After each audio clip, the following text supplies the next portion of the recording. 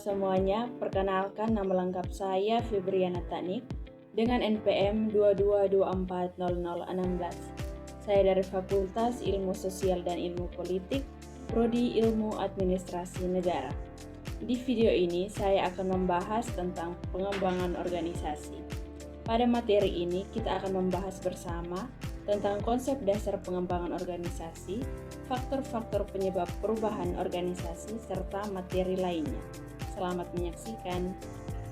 Pertama-tama kita akan membahas tentang pengertian pengembangan organisasi. Pengembangan organisasi merupakan suatu proses yang direncanakan secara sistematis dan berkesinambungan untuk meningkatkan efektivitas suatu organisasi.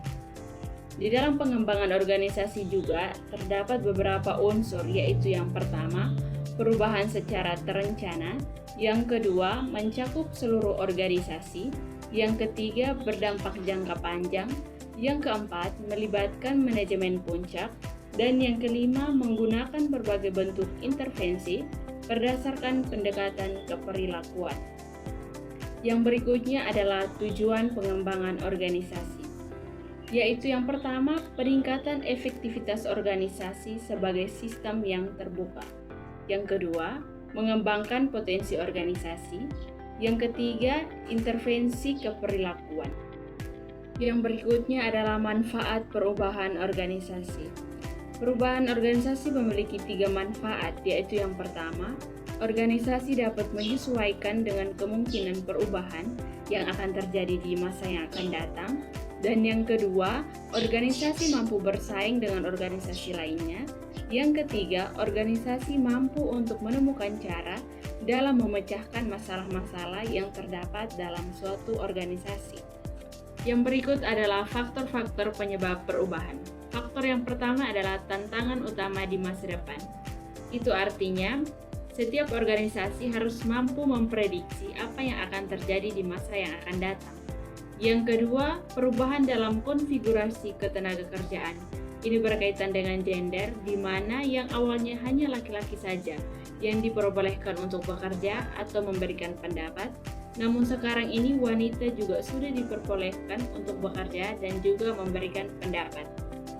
Yang ketiga adalah tingkat pendidikan para pekerja. Seperti yang kita tahu bahwa tingkat pendidikan para pekerja dalam suatu organisasi itu berbeda-beda. Maka, konsekuensi yang harus dihadapi oleh para pengguna pekerja adalah yang pertama, menyelenggarakan pelatihan, dan yang kedua, menawarkan pekerjaan yang sebenarnya. Faktor yang berikut adalah teknologi. Teknologi di masa ini berkembang sangat pesat. Para ahli memperkirakan teknologi akan lebih pesat di masa depan atau di masa yang akan datang. Manfaat dari teknologi itu sendiri adalah untuk meningkatkan produktivitas dan mengurangi biaya operasional. Maka dari itu, setiap organisasi harus mampu menyesuaikan diri dengan perubahan teknologi yang semakin pesat di masa yang akan datang. Yang berikut adalah norma dalam perubahan organisasi. Norma adalah aturan atau ketentuan yang memiliki sifat mengikat untuk mewujudkan keselarasan. Yang pertama, norma agama. Tindakan manusia yang bersumber pada ajaran agama. Yang kedua, norma sosial, yaitu tindakan manusia dalam pergaulan individu dengan kelompok. Yang ketiga adalah norma susila, yang artinya dalam pergaulan sosial sehari-hari, seperti hubungan antara pria dan wanita. Yang berikutnya adalah peran dalam perubahan organisasi. Peran merupakan serangkaian perilaku yang diharapkan dilakukan oleh seseorang. Seseorang berperilaku tertentu dalam pengembangan organisasi disebabkan oleh yang pertama, karakteristik pribadinya. Yang kedua, pengertiannya tentang apa yang diharapkan orang lain kepadanya. Yang ketiga, kemauannya untuk menaati norma yang telah menetapkan pengharapan tersebut. Konsep peranan sangat penting dalam pengembangan organisasi. Ini adalah jalur utama untuk menghubungkan individu dan organisasi. Yang berikut adalah nilai dalam pengembangan organisasi. Nilai merupakan sesuatu yang menarik, menyenangkan, dan yang baik bagi manusia. Nilai juga adalah gambaran tentang apa yang diinginkan, pantas, berharga, dan dapat mempengaruhi perilaku sosial. Nilai itu menjadi landasan, alasan, dan motivasi dalam bersikap dan bertingkah laku. Beberapa nilai yang dipegang dalam suatu organisasi yaitu yang pertama, nilai yang berorientasi pada humanisme, yaitu penganut nilai ini biasanya menghargai manusia secara utuh atau meletakkan manusia dalam organisasi sebagai unsur yang paling terhormat. Yang kedua adalah menghargai pendapat.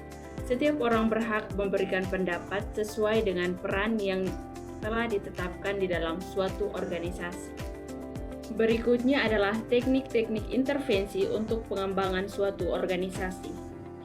Seperti yang kita ketahui bersama, pengertian pengembangan organisasi merupakan suatu proses yang direncanakan untuk meningkatkan efektivitas suatu organisasi melalui perubahan pada struktur organisasi, sumber daya manusia, budaya kerja, dan sistem organisasi. Pengembangan organisasi dilakukan agar organisasi mampu berkembang menghadapi perubahan dan mencapai tujuan secara maksimal. Yang berikut adalah intervensi organisasi. Intervensi organisasi adalah berbagai tindakan metode atau teknik yang dilakukan untuk memperbaiki kondisi organisasi agar menjadi lebih efektif dan efisien. Intervensi biasanya dilakukan oleh pemimpin organisasi manajemen, bagian sumber daya manusia atau SDM, konsultan organisasi.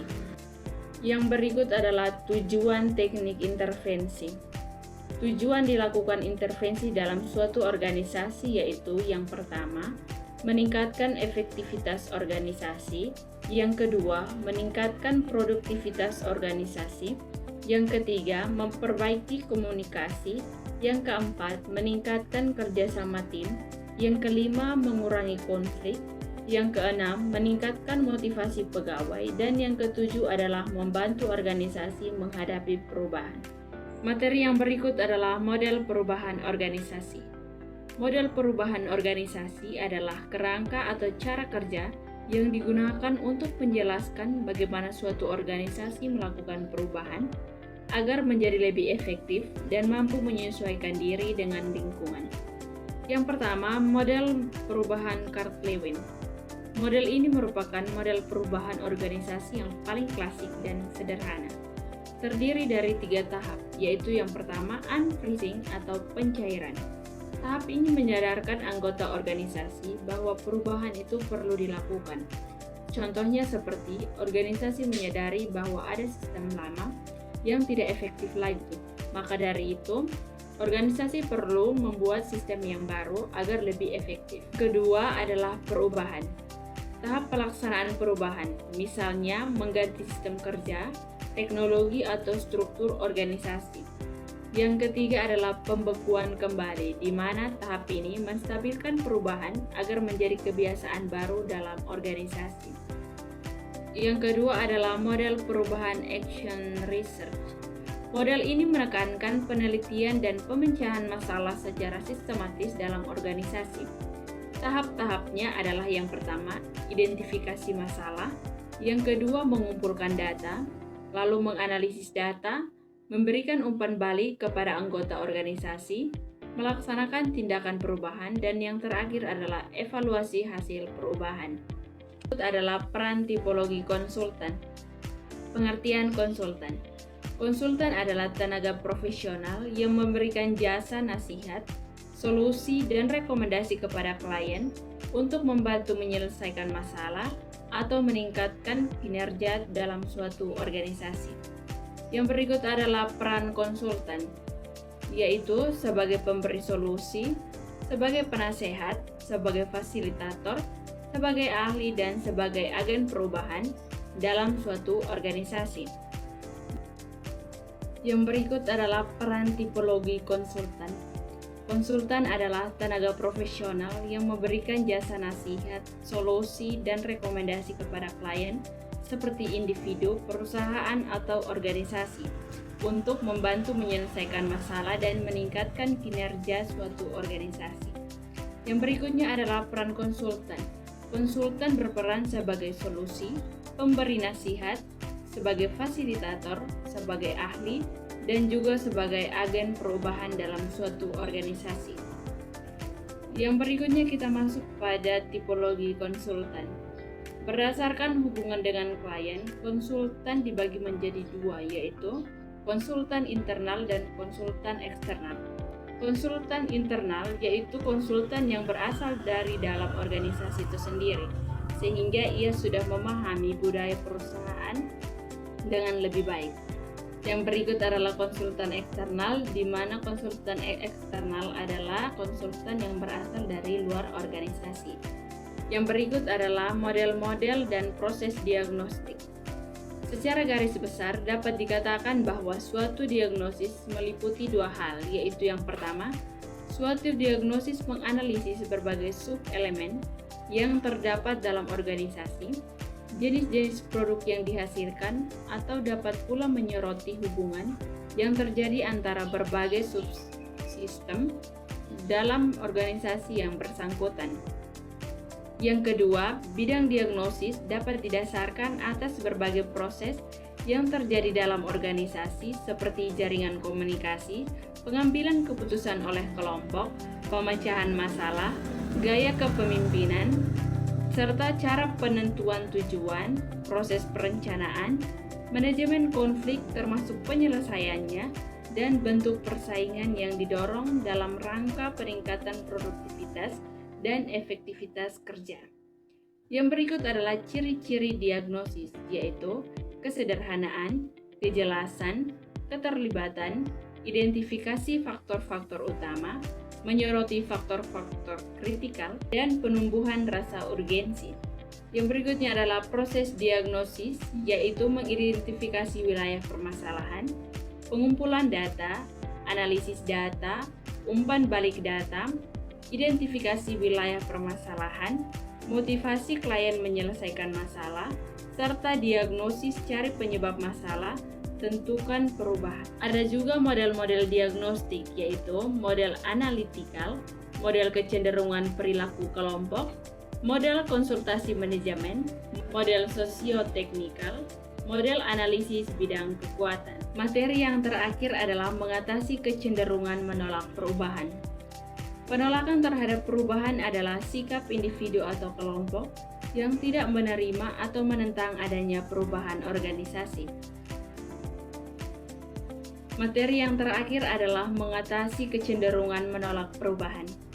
Penolakan terhadap perubahan adalah sikap individu atau kelompok yang tidak menerima atau menentang adanya perubahan dalam organisasi. Yang pertama, faktor penyebab penolakan perubahan, yaitu ketakutan akan hal yang tidak pasti, kehilangan kepentingan pribadi, kurangnya pemahaman, serta ketakutan pada hal-hal asing. Yang kedua adalah bentuk-bentuk penolakan. Yang pertama, penolakan terbuka. Yang kedua, penolakan tersembunyi. Dan yang ketiga adalah sikap apatis atau tidak peduli. Yang berikut, strategi mengatasi penolakan perubahan, yaitu yang pertama, komunikasi yang efektif. Pemimpin harus menjelaskan tujuan perubahan, manfaat perubahan, dan dampak bagi individu dalam suatu organisasi. Yang kedua adalah partisipasi dan keterlibatan. Libatkan anggota organisasi dalam proses perubahan agar merasa memiliki. Yang ketiga, edukasi dan pelatihan. Memberikan pemahaman dan keterampilan baru agar individu siap menghadapi perubahan. Dan yang terakhir adalah dukungan emosional. Pemimpin perlu memahami kekhawatiran anggota dan memberikan motivasi. Jadi baik, ini adalah beberapa poin penting yang ada dalam materi pengembangan organisasi. Semoga bermanfaat. Sekian video dari saya, terima kasih. I just had to let you know you're